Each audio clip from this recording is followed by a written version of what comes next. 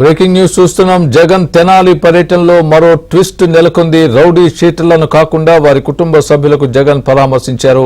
ఇదే విషయానికి సంబంధించి పూర్తి అప్డేట్ మా ప్రతినిధి ప్రసాద్ చెప్తారు. ప్రసాద్, చెప్పండి. జగన్ తెనాలి పర్యటనలో రౌడీ షీటర్లను కాకుండా వారి కుటుంబ సభ్యులను మాత్రమే పరామర్శించినట్టుగా మనం చూస్తున్నాం. జగన్ పరామర్శకు సంబంధించి మీ దగ్గర ఉన్న పూర్తి అప్డేట్ ఏంటి ఆ ట్విస్ట్? ప్రస్తుతం జగన్ పర్యటనలో నెలకొన్నటువంటి ట్విస్ట్ గురించి పూర్తి అప్డేట్ ఇవ్వండి.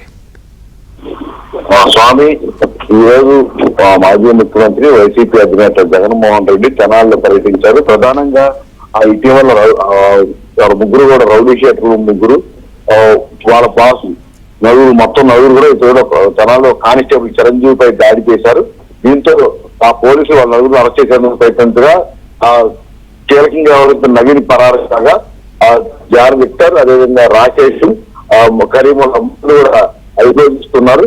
అయితే ఆ సమయంలో వారు అనే కేసులు ఉన్నట్టు కూడా గుర్తించారు. రౌడీ షీట్ తో పాటు గంజాయి రవాణా చేసిన గంజాయి అమ్ముతుండటం, సేవించడం వంటి ఘటన కూడా పాల్పడుతున్నారు. దీంతో ఆ గంజాయి మొత్తంలోనే పోలీసులపై కూడా దాడి తెగబట్టినట్టు కూడా నిర్ధారించారు.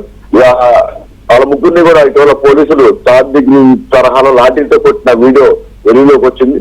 అయితే పోలీసులు తీరుపై కొంతమంది అభ్యంతరాలు వ్యక్తం చేసిన నేపథ్యంలో వైసీపీ నాయకులు కూడా దీన్ని ఖండిస్తే సరిపోయేది. కానీ ముఖ్యమంత్రిగా పనిచేసి ఇప్పుడు వైసీపీ అధినేతగా ఉన్న జగన్మోహన్ రెడ్డి మాత్రం ఇది రాజకీయ కోణంలో చూశారు. ఈ నేపథ్యంలో ఈ రోజు నేరుగా తెనాలి వెళ్లి వారి ముగ్గురు రౌడీ షీటర్లను కూడా పరామర్శించినట్టు కూడా పెద్ద ఎత్తున 2 రోజుల నుంచి కూడా ప్రచారం కూడా చేసుకున్నారు. అనుకున్న విధంగానే ఈ రోజు ఉదయం తెనాలి వచ్చిన ఆయన జాన్ విక్టర్ నివాసానికి వెళ్లారు. అయితే అక్కడ ఉన్న కేవలం వారి ముగ్గురు కుటుంబ సభ్యులు మాత్రమే ఆయన పరామర్శించారు.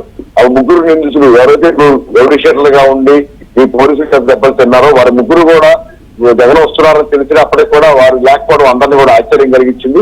అయితే గత 2 రోజులుగా ఈ వ్యవహారంలో పెద్ద ఎత్తున విమర్శలు రావడం, వైసీపీ పార్టీలోనే జగన్మోహన్ రెడ్డి తీరుపై ఆక్షేపణ వ్యక్తం కావడం, రౌడీ షీటర్లని గంజాయి బ్యాచ్ని పరామర్శించడం ఏంటంటూ పెద్ద ఎత్తున సోషల్ మీడియాలో ట్రోల్ అవుతున్న నేపథ్యంలో ఉద్దేశపూర్వకంగానే జగన్మోహన్ రెడ్డి వచ్చే సమయానికి వారి ముగ్గురు కూడా అందుబాటులో లేకుండా చేశారని కూడా భావిస్తా ఉన్నారు. మీరు మాత్రం కుటుంబ సభ్యుల్ని పరామర్శించి తాము అండగా ఉంటామని తెలుగుదేశం పార్టీ ప్రభుత్వం పైన పోలీసుల తీరు పైన కూడా విమర్శలు చేశారు. అంతేకాకుండా ఆ తప్పు చేసిన వారిని పోలీసులు ఏ విధంగా శిక్షిస్తారు, న్యాయస్థానాల్లో శిక్షలు విధించే వరకు ఎవరు తప్పు చేసేట్టు కాదంటూ కూడా కొత్త వాదం తెరపై తీసుకొచ్చారు.